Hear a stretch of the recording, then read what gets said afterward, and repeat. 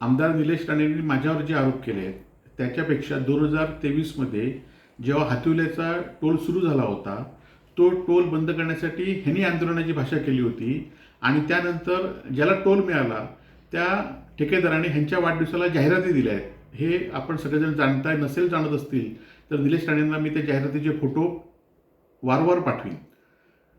शिवसेना किंवा मी जे आंदोलन करतो त्या आंदोलनाला सर्वसामान्य लोकांसाठी असतात.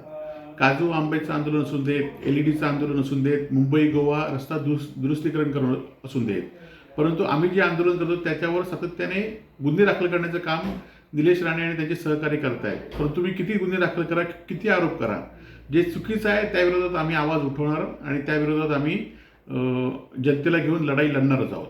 आमच्या आंदोलनामुळेच ह्यांचे साथीदार जे शिरवडकर म्हणून जे मध्ये हत्या झाली होती त्यात शिरसाट हे जेलमध्ये जाऊन आलेले आहेत.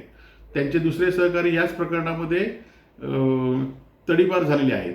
त्यामुळे आम्ही आंदोलन करतो त्याला यश मिळतं आणि आम्ही आंदोलनं कोण आमचे आरोप करतो त्याच्यापेक्षा ती आंदोलनं तडीच लावण्यासाठी आम्ही प्रयत्न करत असतो.